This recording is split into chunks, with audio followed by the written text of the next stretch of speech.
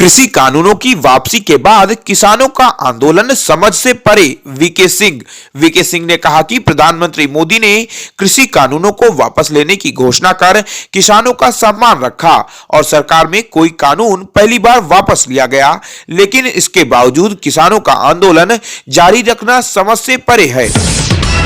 चंडीगढ़ हरियाणा में राज्य में नौकरी पाने के इच्छुक लोगों को निजी क्षेत्र में 75% आरक्षण प्रदान करने से संबंधी कानून 15 जनवरी 2022 से लागू होगा। हरियाणा सरकार की ओर से शनिवार को इस संबंध में एक अधिसूचना जारी की गई। राज्य के मुख्यमंत्री मनोहर लाल खट्टर ने यह कहा कि आधिकारिक विज्ञप्ति में यह कहा गया कि हरियाणा राज्य स्थानीय उम्मीदवारों को रोजगार अधिनियम 2020 स्थानीय युवाओं को निजी क्षेत्र में रोजगार उपलब्ध कराने की प्राथमिकता के साथ 15 जनवरी 2022 से लागू किया जाएगा। आईसीसी वनडे रैंकिंग में मिताली तीसरे स्थान पर बरकरार, गेंदबाजों में झूलन गोस्वामी दूसरे स्थान पर काबिज। भारतीय कप्तान मिताली राज ने अंतरराष्ट्रीय क्रिकेट परिषद आईसीसी की ताजा रैंकिंग में बल्लेबाजों की सूची में अपना तीसरा स्थान बरकरार रखा, जबकि उनकी हमवतन अनुभवी खिलाड़ी झूलन स्वामी गेंदबाजों की सूची में दूसरे स्थान पर कायम है। महिला बल्लेबाजी रैंकिंग में शीर्ष 10 में कोई बदलाव नहीं हो पाया। नई दिल्ली, अमेरिकी राष्ट्रपति जो बाइडेन ने दुनिया के करीब 110 देशों को डेमोक्रेसी पर होने वाले वर्चुअल समिट के लिए आमंत्रित किया है। यह वर्चुअल समिट 9-10 दिसंबर को आयोजित किया जाएगा। गौर करने वाली बात यह है कि अमेरिका ने इस सीनेट में चीन को आमंत्रित नहीं किया है, लेकिन ताइवान को उन्होंने निमंत्रण भेजा। अमेरिका द्वारा ताइवान को निमंत्रण भेजे जाने पर ड्रैगन की प्रतिक्रिया सामने आ सकती है। नई दिल्ली, केंद्र सरकार ने अब तीनों कृषि कानूनों को रद्द करने की औपचारिक प्रक्रिया की शुरुआत कर दी है। इसी कड़ी में आज पीएम की अगुवाई में कैबिनेट की मीटिंग होने वाली है, जिसमें तीनों कृषि कानूनों की वापसी के मसौदे पर मुहर लग सकती है। फार्म लॉ रिपील बिल 2021 संसद के इसी शीतकालीन सत्र में पेश किया जाना है।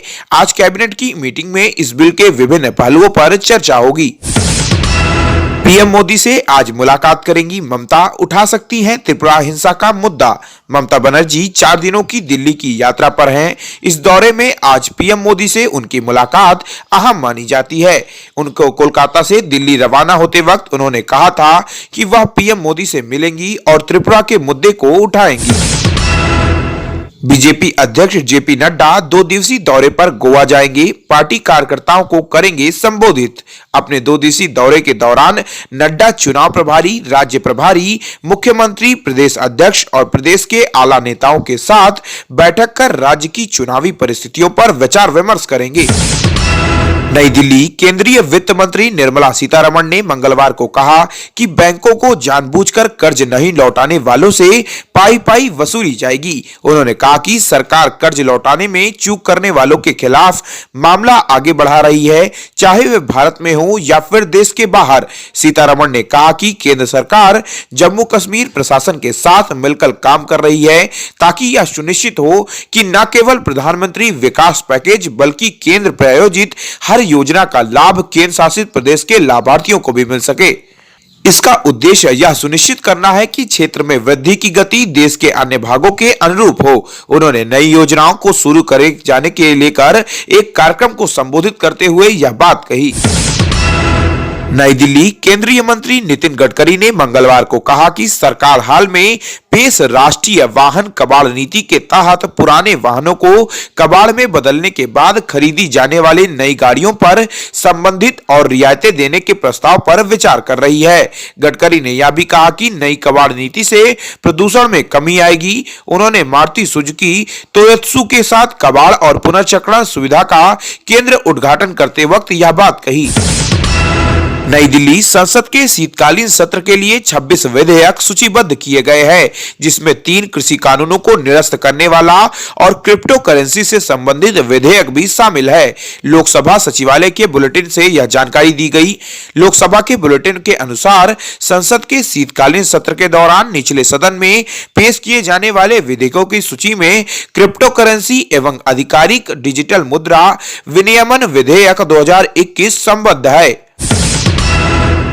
This program is co-sponsored by Viraj Profiles Limited, Value Solutions in Stainless Steel, MIDC Tarapur, Maharashtra for 01506.